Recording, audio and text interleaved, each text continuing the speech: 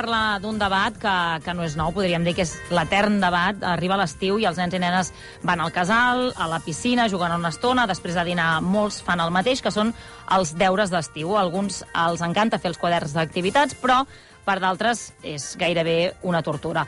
Avui volem parlar sobre si realment serveix fer deures durant les vacances o si s'utilitzen com a excusa per tenir els fills una miqueta ocupats. En volem parlar amb el professor de secundària, Cristian Oliver, i amb la sociòloga i educadora Alba Castellví. Cristian, Alba, què tal? Molt bon dia. Gràcies per acompanyar-nos aquí al Món a RAC1. Hola, bon dia, què tal?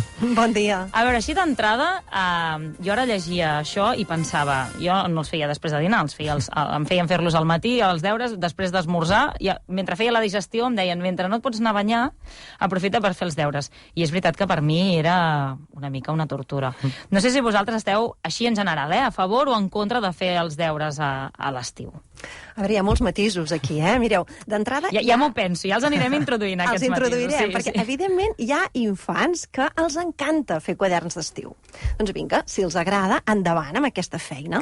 Però n'hi ha que no. Llavors, els que no els agrada, jo crec que preferentment no n'haurien de fer. Però compte, perquè no fer quaderns d'estiu no significa que no facin cap tipus de treball intel·lectual a l'estiu. El que no hem de fer és associar l'activitat intel·lectual amb el treball escolar. Això és un risc, Jo dic sempre que a l'estiu val més que aprenguin de les fulles de les plantes que no pas dels fulls de paper. I en aquest sentit, que facin coses pràctiques per veure que allò que han après durant el curs, escola, és valuós, no? Com es poden repassar les matemàtiques a l'estiu? Doncs resulta que si en família s'ha de fer una sortida i aquesta sortida requereix fer un pressupost, aquest pressupost poden contribuir a fer-lo, no? Si són petits, poden sumar els imports d'allò que ens costarà anar d'excursió, per exemple. I a la llengua, com la podem practicar? Doncs si hem de fer una reserva, poden escriure ells el text del correu electrònic per reservar la casa on ens allotjarem.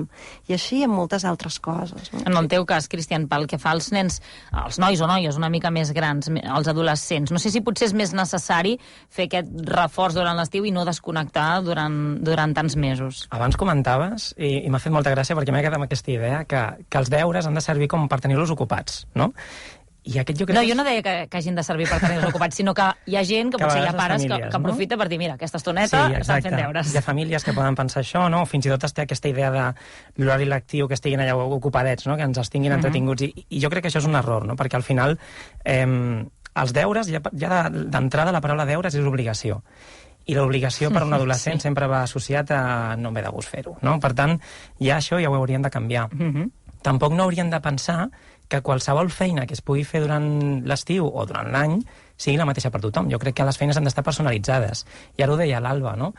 Potser a un estudiant li ve més de gust repassar matemàtiques, o li ve més de gust escriure, o li ve més de gust, jo què sé, tirar més per la part digital. Doncs jo crec que al final l'estiu ha d'anar enfocat per fer allò que tu se't dona bé fer, allò que potser durant l'any no tens tant de marge per poder invertir aquell temps, no? I per tant, insistir en això, però no per tenir-los allà tancadets a l'habitació i anar fent, perquè és que segurament s'avorriran i no servirà de res. Clar, en el cas dels nens més petits entenc que és més fàcil guiar-los en aquestes activitats, no? De dir, doncs mira, doncs això, faràs els comptes del que ens costin les despeses, o escriuràs un correu electrònic a l'hotel. Però en el cas dels adolescents ho veig més complicat, perquè dius, pots fer això? Si no tenen una obligació o no han d'entregar uns deures quan tornen al setembre al curs, és molt probable que molts diguin, jo no faig res durant aquests mesos. Aquí, al final, sempre com a professor, sempre ho parlo amb les famílies. Els adolescents, igual que els adults, són persones miralls, no? Jo parlo d'aquest concepte. És a dir, imitar també és una manera d'aprendre. I si tu veus que les famílies, no, veus com a adolescent que els teus pares no llegeixen, no van a una exposició, no surten i van a la natura, és a dir, no aprenen del dia a dia, ells tampoc ho faran. Per tant, una de les coses que hem de fer és, durant l'estiu, potenciar aquestes petites activitats que potser es poden fer en família i reforçar-les perquè al final és el dia a dia, no?, en aquest sentit. I parlant d'activitats en família, les famílies a l'estiu en fan moltíssimes i és bo que els pares els sàpiguen treure suc pedagògic, no? En el cas, per exemple, dels més petits, imagina't que un dia van a la platja i resulta que pesquen crancs. Molt bé, doncs potser després de dinar, que fa molta calor, poden veure un reportatge sobre els crancs al món a la televisió. És una manera d'aprofitar l'experiència viscuda per incorporar coneixement nou que potser no té res a veure amb el que s'ha après a escola. Clar, és que les feines d'estiu no han de ser només per consolidar i repassar allò que ja s'ha fet durant l'any, sinó per aprendre coses noves. No? Vull dir que al final potser podem pensar un estudiant que li han quedat les mates pendents, molt bé, doncs potser sí que caldrà que repassi i que tingui a més un horari fixat durant la setmana d'estiu, perquè això està molt bé, reforçar aquests hàbits, no? Però és que aprendre de qualsevol cosa és essencial, no només per repassar, sinó que es pot aprendre de tot. I jo, per exemple, una de les coses que a mi quan em preguntaven els meus estudiants si tindrien deures, jo els deia, no us dono deures durant l'any, ara em pregunteu si tindreu durant l'estiu, i jo els vaig dir, sisplau, només em conformo que llegiu un llibre, que aneu a la biblioteca, fins i tot amb les famílies, no? que vagin a la biblioteca i que agafin un llibre i se'l llegeixin sencer. Per mi això seria la feina que em faria més feliç, no?, quan tornessin al setembre. Però és que llegir, de fet, és l'element essencial i és el que caldria aconseguir per part de totes les famílies que els fills fessin a l'estiu, no? Hem de pensar que llegir té moltíssims avantatges. D'entrada, els facilita l'accés al coneixement i, per tant, facilita tota la trajectòria acadèmica. Al llarg dels anys d'escolaritat hauran d'incorporar molt de coneixement a base de llegir i escriure, però és que, a més, llegir permet créixer. Per què? Perquè et permet veure el món des de perspectives que no són la teva i que potser no hauries tingut si no fos a la pell dels personatges. També és un viatge, no? Tant que es viatja a l'estiu, doncs el viatge interior a través dels llibres. I s'ha d'aconseguir que trobin que llegir no és només una obligació, sinó que pot ser un plaer. Clar, això t'anava a preguntar. A vegades ja ens costa als adults triar segons quin llibre, no? Anem a la llibreria o anem a la biblioteca i dius, a veure, ara em llegeixo la sinopsi o he vist una crítica o he vist algú que ha penjat a Instagram doncs una ressenya sobre un llibre i potser vas una mica més orientat. Però per un nen o per un adolescent, com es pot triar un llibre que li sigui atractiu, que no sigui un llibre que diguis, ara això, fins i tot a l'estiu em fa pal de llegir aquest llibre. És que potser no els hem de triar nosaltres els adults, sinó que els seus llibres se'ls han de triar ells. Nosaltres podem haver fet una selecció prèvia, però ells han de tenir sempre marge per escollir. En aquest sentit, es pot anar a la biblioteca, on hi ha moltíssima diversitat, a més, amb una bona classificació normalment per edats, de manera que allà, passant-s'hi una estona amb la família, puguin decidir quins llibres, perquè no cal que sigui un de sol, poden ser 10 o 12, i després decidir-se pel que els vingui més de gust, s'emporten a casa. Sí.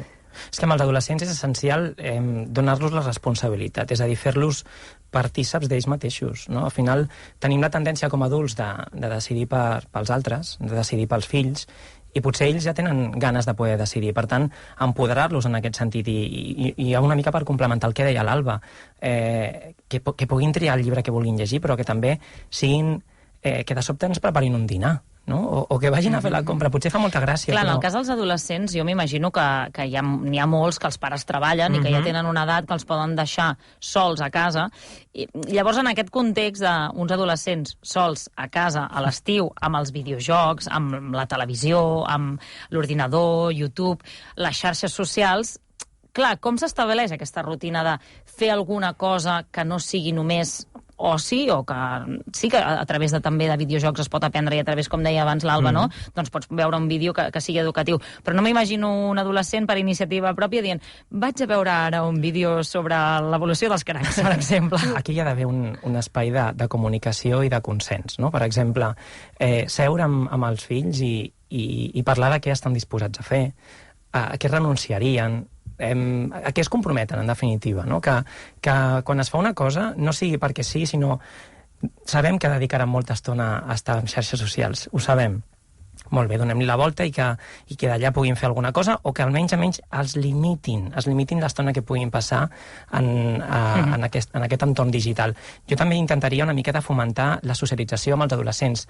Abans ho dèiem amb l'Alba, potser amb els infants no és tan necessari, però amb els joves és important que parlin amb altres persones, que es vegin amb altres persones, que creïn amb els amics, que tinguin la sensació que aquests 2 mesos d'estiu no han estat aïllats del món, sinó que s'han socialitzat, que han crescut com a persones, que han viscut moltíssimes experiències, jo crec que això és una cosa que com a famílies hem de parlar amb ells, que quan s'acabi l'estiu no tinguin la sensació d'haver fet el ronso només, sinó que han viscut un estiu ple d'experiències i d'aventures. Alba, què volies dir? Això mateix, no? Planificar junts què pots fer per tenir un estiu que després et sembli que ha valgut la pena. És a dir, quins són els reptes que et proposes, com et podem ajudar a fer-los possibles. I en la línia del que deia el Cristian, jo també estic molt d'acord que és un molt bon moment per començar a fer coses pels altres. Si és veritat que durant l'any no tenim temps, també ho és que a l'estiu les tasques domèstiques es poden compartir molt més. És un bon moment per fer 30 minuts abans de berenar de feina de casa. Una hora el dissabte al matí en què la feina de casa la fem entre tots. Cuinar junts o quan són més grans que facin algun àpat durant la setmana. Ara a l'estiu, plats freds, on els nens que són més petits, per exemple, poden fer tot el procés, no? Hi ha plats de coloraines amb aspecte divertit, llibres de cuina per nens amb idees molt gracioses, doncs introduir aquestes activitats per fer en família, però sobretot que ells s'encarreguin d'alguna cosa que els pugui fer sentir satisfets. De dir, és la meva responsabilitat, ho estic complint, ho estic fent bé, i els altres m'ho reconeixen i estan agraïts. Això dona una sensació d'autonomia i de satisfacció personal que fa que tingui sentit el temps dedicat a les coses que no són l'oci. Sí, exacte. Vull dir, tot està associat a la responsabilitat i, a més, amb els adolescents també aniria una mica més enllà. Com a adults intentem pensar què ens agradava fer, amb què ens ho passàvem bé. Segurament algú diria que potser ara de grans també podríem recórrer aquelles coses que ens agradaven molt fer en aquell moment. Doncs també pot ser molt interessant seure amb els fills i parlar de què ens agrada fer tots nosaltres, no? Per potenciar-ho, perquè a vegades tu li preguntes a un adolescent què vols fer o què t'agrada i no saben què respondre. Doncs dedicar una estoneta a això, potenciar allò que realment els encanta. Jo moltes vegades ho he parlat amb molts adolescents, amb molts alumnes, i m'han dit que han après més en saps aquestes aventures que fas de, jo què sé, doncs jo m'imaginava de petit preparant amb el meu germà programes, no? I havies d'escriure el guió, el gravaves, després l'ensenyaves a la família. Obres de teatre. Obres de teatre. Tot això que involucra també la família, involucra la persona que tens al costat. Això són deures. Això són feines, perquè estàs aprenent. Estàs vivint una experiència i estàs aprenent molt en aquest sentit. Jo crec que l'estiu ha de ser per això, per petites coses. Hi ha molts nens, molts adolescents, no?, que es queixen de... És que m'avorreixo. S'han de poder avorrir una estona? Perquè, clar, jo penses, quan eres petit i dic, ostres, ens avorríem, no? Molts matins jo els recordo amb molt d'avorriment. I ara penso, tant de bo em pogués avorrir com aleshores, no? Sí, bé que és veritat que hi ha d'haver estones pautades, organitzades per fer coses que donin sentit al dia a dia. També és veritat que hi ha d'haver estones per avorrir-se, perquè, és clar, nosaltres volem que els nostres fills siguin creatius, volem que siguin imaginatius, volem que facin coses pel seu compte fruit de l'espontaneïtat, però clar, la pregunta és, quan és creatiu algú? Quan és imaginatiu? Doncs quan està tan i tan avorrit que no té més remei que començar a fer alguna cosa per deixar d'avorrir-se. És llavors que posa en joc les pròpies capacitats. Per tant, hi ha d'haver aquests espais per poder fer això. Ara, clar, és molt difícil pels pares, davant la queixa de l'estic avorrit, no donar una alternativa a l'avorriment, que a més moltes vegades acaba sent, doncs va, ves una estona a l'ordinador o una estona de tablet fins que sigui hora de no sé quantos, no? Què aconsello jo als pares quan em pregunten què respondre a aquesta pregunta? Bona pregunta, A veure. Queixa, no? M'estic avorrint. Crec que hi ha molts pares interessats ara a saber la resposta. Segur que sí. Doncs una cosa que poden fer és suggerir que facin alguna cosa que sigui molt més avorrida que qualsevol de les que se'ls haurien acudit als fills. Que responguin, per exemple, doncs mira, és el moment perfecte per anar a endreçar l'armari de l'habitació que fa tantes setmanes que ho tens pendent. Doncs davant aquesta alternativa, segur que ràpid en troben una altra més d'acord amb els seus interessos. No? O bé, senzillament, la frescor de dir trobaràs la manera de deixar d'avorrir-te. N'estic convençut. I a continuació, anar-se'n cap a una altra banda a fer una altra cosa, de manera que no quedin allà sotmesos a la insistència, que és una cosa que els fills la fan molt bé, no? Insistir i tornar-hi fins que un no té més remei que donar una solució. La frescor és un gran consell també pels pares tot l'any, però sobretot ara a l'estiu. Desprendre's una mica de la preocupació de si els seus fills estan contents en tot moment. Hi ha d'haver moments en què estiguin contents i distrets i d'altres que no, perquè puguin sobreposar-se ells mateixos a la situació. Bueno, que sigui aquesta estona de reforçar aquests hàbits, no? Com tu ara comentaves, no? Tenir l'habitació neta, tenir horari establert per moltes coses i també, ja aquí vull llançar un missatge, com a famílies han de ser realistes. Un estudiant que durant l'any no ha fet brot i li han quedat pendents les mates, insisteixo en les mates perquè a mi em costaven molt, durant l'estiu, que no té un Tu ets professor de llengua, Jo soc de llengua, es nota, no? Sí, aquí tirant jo cap a casa. O sigui, un estudiant que durant l'any no ha fotut brot, doncs no esperarem que durant 2 mesos d'estiu, sense la companyia de l'adult, del professor, de les famílies, perquè també treballen i tal, no vulguem aquí ara pensar que aprendre les mates en aquests 2 mesos. Siguin realistes. En la línia del que deia abans el Cristian, jo vull insistir una vegada més en el fet de llegir i donar model a l'hora de llegir. Exacte. I, per tant, una idea pràctica per les famílies d'infants és que dediquin una estona al dia a fer-ho tots plegats, és a dir, que cadascú agafi un llibre, també els fills, i que durant aquella estona no hi hagi cap altra activitat programada ni possible, sinó que sigui l'estona per llegir. Això sí, cadascú el que vulgui, però donant aquest model per part dels pares i reservant un temps per fer-ho junts. Abans, quan deies això de les matemàtiques, també m'ha vingut al cap que hi havia estius que alguns pares també apuntaven als fills a alguna acadèmia de repàs durant l'estiu. No sé com ho veieu, això. Si el fill ho vol, endavant. Si és una obligació per part de la família, serà gairebé un càstig, perquè l'estiu està pensat per tenir temps lliure, per gaudir, per avorrir-se, no? Una mica també. Aprendre està reservat per a aquelles persones que volen seguir aprenent. Quan parlo d'aprendre vull dir acadèmicament, aprenent cada dia en petites coses, no? Però seure amb una taula davant d'un professor que t'està ensenyant també en tota la calor matemàtiques, anglès o el que sigui, potser no... Que hi vas anar tu algun estiu a estudiar matemàtiques? No, de fet m'hauria anat molt bé. Però jo crec que és que això ho començàvem al principi de tot, ho deia l'Alba. Hi haurà gent que sí que voldrà dedicar molta estona a seguir aprenent de forma acadèmica, però no tothom, i també s'ha de donar aquest espai a la gent que no vol. I insistim, treball acadèmic potser no, però intel·lectual sí, i en el sentit com més pràctic millor, però això sí, practicar allò que s'ha après és bo.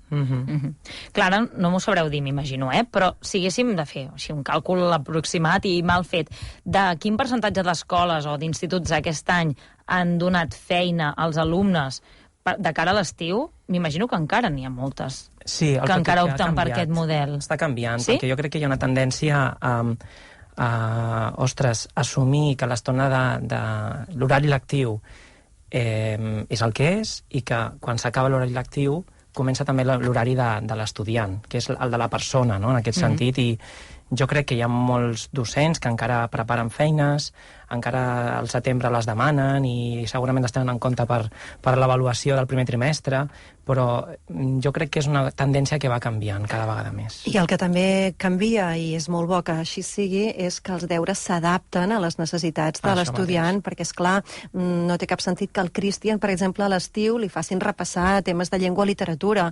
En canvi, matemàtiques ja hem vist que potser té més sentit, no tots necessiten el mateix. Com a adolescent m'agradaria més potenciar la llengua i la literatura, perquè és allò que se'm dona bé.